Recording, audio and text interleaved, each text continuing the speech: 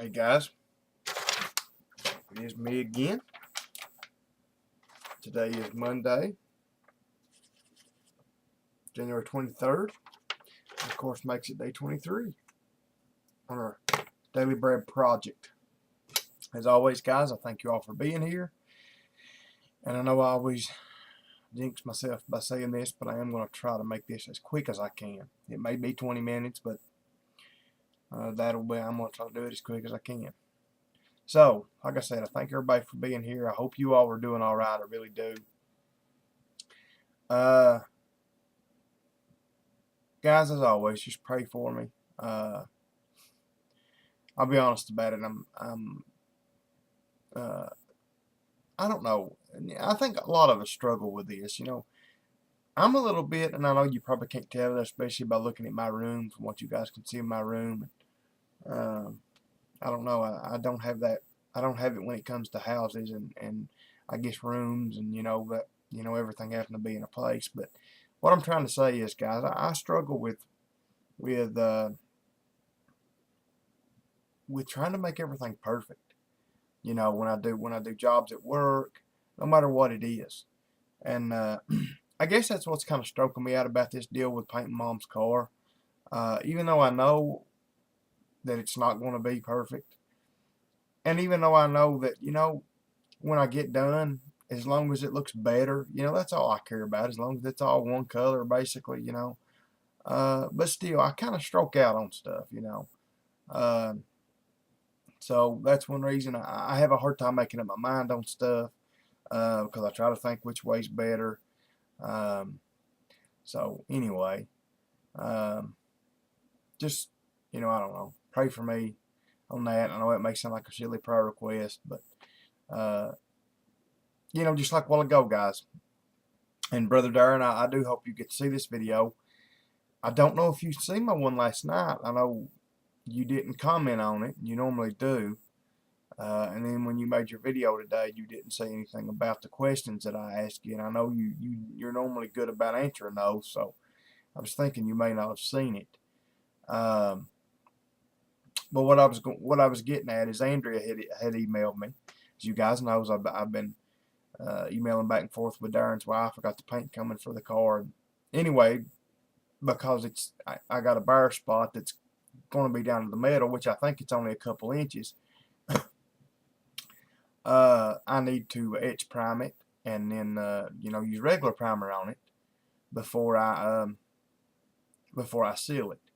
And Darren had made a video telling me that. And anyway, Andrea emailed me and we were talking about maybe just going to the parts house and buying a couple rattle cans. I know they make the etch in the rattle can, and I think they make a 2K primer in a rattle can too. I'm pretty sure they do. That it's got a button on the bottom of it, and you hit it and it mixes it. So anyway, Andrea emailed me and said, Darren said you were probably going to go with the spray bombs locally, but if not, if you don't want that, just email me and I'll send you the stuff in the courts. Guys, I sat here, and I'm not lying to you, I sat here and I tormented myself for an hour sitting here trying to think which one should I do. On one hand, I need to get started on the car, and I know the one little spot that I'm working on here, you know what I'm saying, guys. I was like, on one hand, I can buy the stuff from the parts house, which is probably going to turn out just as good, and do it that way. And save a lot of time, and to be honest, probably a lot of money, because 2 rattle cans is going to be cheaper than 2 quarts. Plus, by the time she has to ship it, that's whatever shipping is. Shipping's not cheap nowadays. But anyway, I was just kind of beating myself up over which one to do. I don't know, but I guess we're all like that to a certain extent. So. Anyway, Brother Darren, I did want to mention, and guys, I'm going to try to do less of this stuff maybe when I get this car done. And that's what I'm getting at. Brother Darren, I emailed Andrea back and told her that I was going to try to find them tomorrow at the parts house. If they don't have what I want, or what I need, I guess, I'm pretty sure they've got the etch primer. The other primer, I'm assuming as long as it's a 2K urethane based primer, that's all I need. I mean, you know, I don't think I need epoxy primer, do I? I mean, I'm pretty sure I don't. Anyway, I told her brother to email me back and let me know what time would be best to call you tomorrow. I'm just going to call you, get all these questions out of the way, all these, you know, different questions I've got about this and about that. That way we can quit video tagging back and forth with each other. So let her know or whatever tomorrow what time would be the best for me to call you. Um, you know, and I'll do that. I'm going to call you. So anyway, guys, that's what I'm getting at, guys. You know, that's one reason, and this is to everybody. You know, that's one reason I wanted to paint this car the way that I thought I was going to get to do it. Just basically knock the clear off, seal it, base it, clear it. Because guys, the part that scares me to death about painting a car is the sanding. And I'm not talking about the work of sanding it. I don't mind that. I'm talking about, guys, I don't know what to do. Just like on this primer deal, that's why this freaks me out about now having to use this etch primer. You know, I know what to do with the sealer. You know, you put the sealer down. I mean, you 180 it, then you 320 it. With a DA, you put the sealer down, then you base it and clear it. You don't have to sand between steps. Well, see, that's what I don't know, like with this etch primer. After I get the etch primer down, what do I do? I know I got to sand it. I'm guessing I got to sand it. What do I sand it with? See, that's what freaks me out about doing this stuff.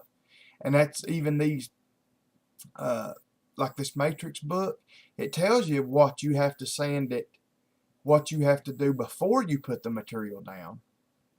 But it don't really tell you what you have to do after. You know what I'm saying? You know, it tells you like with the etch primer, it's got to be in this grit, and with the 2K primer, it's got to be in this grit for it to stick to. But, you know, like once I get the etch primer down, what do I do? You know, do I wet sand it? Do I dry sand it? What grit do I sand it with? Do I hand sand it just on a piece of paper on my hand? Do I use a block? You know, stuff like that, guys, that I don't know, and it drives me crazy. And there's so many different ways to do it, which Darren has said that. That's one reason I'm calling Darren tomorrow to kind of to get all this stuff. Any of you guys that want to chime in on that, I know Milo can.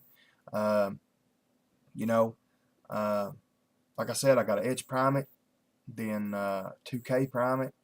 You know, I just don't know the steps to do between each. You know, the sanding. I don't know what sanding to do between each one. When do you dry sand? When do you wet sand? When do you mechanical sand with the DA? And that's another thing, Darren. The DA that I got is not a palm type. It's the type with a handle on the back. But it does got a good, the pad on it is a ½ inch at least, or maybe even thicker. And it's pretty good and soft. But it does have a knob on the side where you can turn it on and off and adjust the you know, it's like a built-in regulator to adjust the air. So I figured what I would do to make this thing act more like a palm sander, so you don't get on that handle and rock it back on its heel. I took black tape and just taped the handle shut. You know, I mean, taped it wide open, so I can just, you know, lay it on the car and open this valve up and get it going, and that way I can keep my hand right on the palm part of it, because, you know, you can wrap your hand around it just like a palm sander. So I'm going to do that. I think that'll work. I think that'll give me good enough control not to make big stripes in it. So anyway, like I was saying, guys, Milo and any of you other guys that's got any advice on this sanding stuff, you know, kind of general rules, I would appreciate it. But, you know, like me and Darren have talked, it's you know, there's different way of getting to things. So I am going to call you tomorrow, Darren. Tell Andrew to email me that in the morning, which number you want me to call to, and I'm just going to call you, and we'll hash everything out, and that way when I get off the phone with you, I'll pretty much be, you know, I'll know everything I need to know. Well, you know what I mean. You know what I mean. So having said that, guys, let's see. What I'm going to try to do, guys, and I don't know if I'll get any film of this or not, guys. I mean, I'd like to, but, you know, I'll be so busy doing it, I don't know. And I'll be so nervous about doing it all. You know, everything else I've tried to do, guys, in my life, pretty much, I've been pretty good at, and that's one reason I don't care to tackle this type of stuff, because I ain't no genius, but I ain't no dummy either. Uh, but it still just makes me a little nervous because I've sprayed stuff before. I've painted a whole bunch of stuff. If all I had to do was spray the paint, I wouldn't be worried about it. But this, like I said, the sanding is what worries me. When do I use this grit? When do I use that grit? When do I do it by hand? When do I put it on a block? When do I do it with a machine? When do I wet sand it? When do I dry sand it? Like I said, that stuff I beat myself up over it. So, what I was going to say, guys, I'm going to probably take my bike and take it to the shop. I'm going to take my bike bubble down, wad all it up, because I don't want it to get dirty and stuff on it, overspray. And I've already covered Dad's lawnmower up with the plastic. I bought plastic, shark skin it's called, to mask a car off with. I've already got his lawnmower covered up. I'm going to cover my reloading bench up. I've still got to get at least one fan, maybe two. I'm going to try to get two if I can find them, to put and, get my airflow going. So, I'd like to try to do it by the weekend, guys. I'd like to get the car sprayed by the weekend. I don't know if that'll happen or not. But like I said, Brother Darren, let me know when I can call you. I'll call you tomorrow. And we'll get everything hashed out. I'm going to go to the parts house, see what they got in the rattle bombs. If what they've got is not sufficient, then I'll let Andrea send me that stuff. I'll just have to wait. So, let's see. Like I said, guys, hopefully by the weekend, or at least middle of next week, this whole process will be over with, and I'll be done and be able to quit taking up so much time on these videos. That's the reason I'm calling Darren, is so I don't have to keep doing this right here and him answering me back. And so anyway, let's see, guys. Hope everybody's been praying for Brother Jeff down in Louisiana. Hope everybody's been praying for each other, me, guys, and my business. Business, I don't know, it wasn't too bad today. We sold some tires and did a brake job, a new joint job on a big ton heavy duty truck, and not really that busy at work, but not horrible. So just keep praying for us, and keep praying for the church. I like what Brother Milo said. Brother Milo said, don't give up 5 minutes before the miracle, or something to that effect. And that's the truth, guys. How many of us have done that? I've done it. We've held out and we've held out, but we just get so disgusted and so discouraged that we just quit. We give up on God. When we do that, guys, He can't work. We got to have that faith in Him. So I thank Milo, brother. I thank you for doing that. I do want to mention Brother Rick in New York. It seems like every time I mention everybody, I think I did it last night, I forgot him. I don't know why I keep doing that. But Rick, I've not forgot about you, brother. I always my brain goes blank when I do that. So let's see what else. Like I said, I thank Brother Milo for saying that. So just pray for the church, guys. Like I said, right now, it's kind of discouraging, but I know that the Lord will get us through it. We just got to have the faith. So, considering I'm almost 14 minutes in and I'm not even read yet, guys, let's get to the important thing tonight. That is, of course, the Word of God. Romans 10, chapter 10, verse 16. Here we go. But they have not all obeyed the gospel. For Isaiah saith, Lord, who hath believed our report? So then faith coming by hearing, and hearing by the Word of God. That's why, guys, we got to have preachers and churches. And I know a lot of people think preachers and the church and all that's, crooked and everything else, and some of it is, but, this is what they're for. It's for getting the gospel spread out there. But I say, have they not heard? Yes, verily, their sound went into all the earth, and their words unto the ends of the world. But I say, did not Israel know? First Moses saith, I will provoke you to jealousy by them that are no people, and by a foolish nation I will anger you.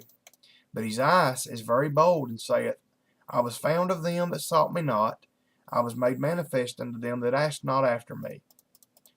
But to Israel he saith, all day long I have stretched forth my hands unto a disobedient and gainsaying people. So guys, let's go on to chapter 11 here.